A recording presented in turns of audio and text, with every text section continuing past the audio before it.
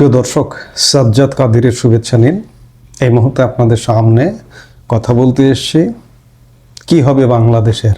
শিরোনামটা এভাবেই যদি বলি, আপনারা জানেন যে গতকালকে ইনকিলাব মঞ্চের আহ্বায়ক শরীফ ওসমান হাদির মৃত্যু ঘোষণার পর একদল হামলাকারী বাংলাদেশের শীর্ষস্থানীয় গণমাধ্যমগুলোতে হামলা করেছে।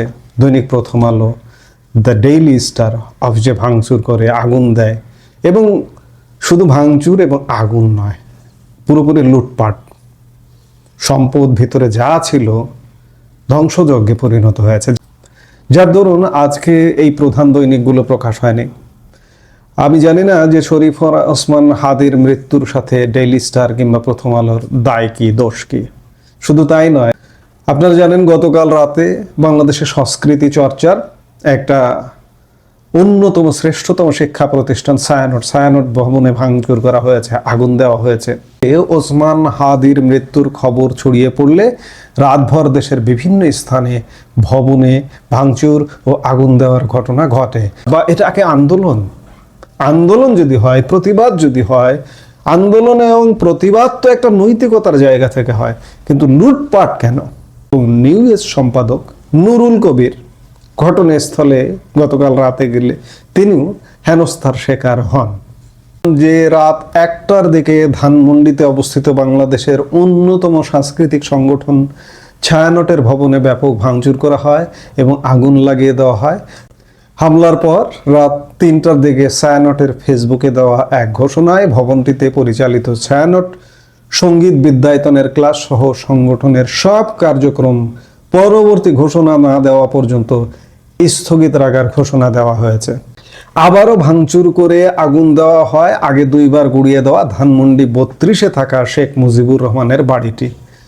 শুধু যে রাজধানীতে এমন হামলা হয়েছে তা নয়, হামলার শিকার হয়েছে চট্টগ্রামে ভারতীয় সহকারী হাই কমিশনারের কার্যালয়।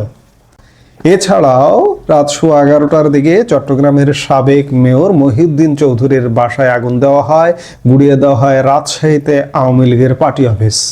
তো আমি যেগুলো বললাম এগুলো হচ্ছে সংবাদ মাধ্যমের খবর। সংবাদ মাধ্যমের বাইরেও বিভিন্ন সূত্র থেকে যে খবর পাওয়া যাচ্ছে যে রাজধানী ঢাকায় এবং সারা বাংলাদেশে একটা ব্যাপক গতকালকে রাত থেকে তাণ্ডব। রাজধানীর অনেক এলাকায় বাসাবাড়িতে ঢুকে চুরি, হাঙ্গামা, এমন কিছু আমরা খবর পেয়েছি।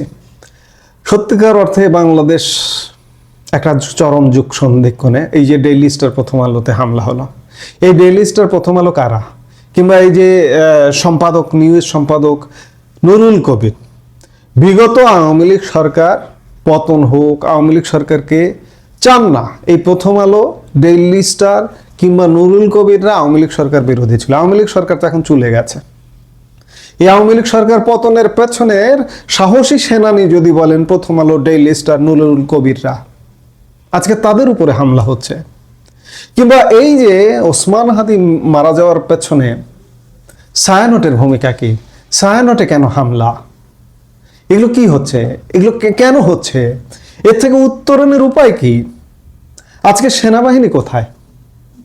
সেনাবাহিনী যে কারণে 2024-এর 5 অগাস্ট দেশের দায়িত্ব নিয়েছিলেন, সেনাপ্রধান দেশের দায়িত্ব নিয়েছিলেন, শেখ হাসিনাকে ক্ষমতার থেকে পদচ্যুত করেছিলেন সেনাবাহিনী। ছাত্র জনতাকে, কিসের ছাত্র জনতা? একটা দেশে ছাত্র জনতা, আইন শৃঙ্খলা যদি সঠিক থাকে, শক্ত থাকে, চেন অফ কমান্ড যদি থাকে, ছাত্র জনতা কি কোনো কিছু করতে পারে? এই যে আজকেও চেন অফ কমান্ড নেই বলে দেদারসে ভবন পুড়িয়ে দেওয়া হচ্ছে, দেদারসে ভবন লুট করা হচ্ছে। সেনাবাহিনী কোথায়? সেনাবাহিনী না আমাদের 24-এর 5 অগাস্ট সেই সময়ের বলা হতো যে ফ্যাসিস্ট সরকার, আওয়ামী লীগ সরকার। মেনে নিলাম ফ্যাসিস্ট সরকার তো চলে গেছে, কিন্তু আজকে সেই ফ্যাসিস্ট সরকার চলে যাওয়ার পরে আজকে কি হচ্ছে দেশে? এর দায় সম্পূর্ণ সেনাবাহিনীর। কারণ সেনাবাহিনীর সহযোগিতায়, সহায়তায় সেই সরকারটার পতন হয়েছে। ঠিক আছে, আমরা মুক্ত হলাম, আমরা স্বাধীন, নতুন স্বাধীনতা, নতুন স্বাধীন বাংলাদেশে। কিন্তু স্বাধীন বাংলাদেশের এই রূপ কেন? এর জবাব কে দেবে? এর দায় সেনাবাহিনীর। এর থেকে উত্তরণের এখন উপায় কি? এই যে এখন নতুন করে একটা শব্দ উঠেছে যে বিপ্লবী সরকার। আমরা যে মুহূর্তে ভিডিওটা নির্মাণ করছি সেই মুহূর্তেও শাহবাগে বিপ্লবী সরকারের দাবি উঠছে। বিপ্লবী সরকার হলেই কি সমস্যার সমাধান হয়ে যাবে? বিপ্লবী সরকার কারা করবে? যাদেরকে নিয়ে বিপ্লবী সরকার করার স্বপ্ন দেখা হচ্ছে বা যারা ইন্ধন দিচ্ছে, তারা এলে কি দেশটা ঠান্ডা হয়ে যাবে, শান্ত হয়ে যাবে? না, তেমনটা তো হবে না। যারা দেশ চালায়, যারা শৃঙ্খলা করে, তাদের দ্বারা ঠান্ডা হওয়া সম্ভব। এই মুহূর্তে সেনাবাহিনীর একটা ঐতিহাসিক দায়িত্ব আছে। আমরা অনেক সময় বলি দেশপ্রেমিক সেনাবাহিনী, কিন্তু দেশপ্রেমের কি দেখিয়েছে সেটি বাংলাদেশের মানুষ হাড়ে হাড়ে বোঝে। সেনাবাহিনীর দেশপ্রেমের পরিচয়টা দেওয়ার এই মুহূর্তে সময় আছে, সুযোগ আছে। সেনাবাহিনী চাইলে দেশপ্রেমের পরিচয়টা দিতে পারে। সেনাবাহিনী এগিয়ে এসে সেটা সামরিক শাসন নাকি সামরিক সমর্থিত 1/11-এর সময় যেমন একটি সরকার ছিল, টাইট একটা সরকার, ফখরুদ্দিন সরকার, মইনুল আহমেদ পেছন থেকে সমর্থন দিয়ে গিয়েছিল, ওরকম একটি টাইট সরকার না করলে সেটা সেনা সমর্থিত বা সেনাবাহিনীর নিজের তত্ত্বাবধানে যেভাবেই হোক না কেন, এমন একটা কিছু ছাড়া এই মুহূর্তে বাংলাদেশ আর ঠান্ডা করা সম্ভব হবে না। বাংলাদেশ দীর্ঘস্থায়ী যুদ্ধের মুখোমুখি, এ ব্যাপারে কোনো সন্দেহ নাই। এই যুদ্ধ থামাতে হলে সেনাবাহিনী যে মুখে মুখে দেশপ্রেমিক, এই মুখে মুখে না, কাজে বাস্তবে দেখাতে হবে। সেনাপ্রধান জেনারেল ওয়াকারুজ্জামান 5 অগাস্ট যেভাবে বলেছিলেন যে আমি দায়িত্ব নিচ্ছি, আপনি দায়িত্ব নিন। আপনি সেই সময় দায়িত্ব নিয়েছিলেন, কিন্তু দায়িত্ব নিয়ে কাকে দিয়েছেন? ডক্টর ইউনূস তো সেই দায়িত্ব পালন করতে পারছেন না।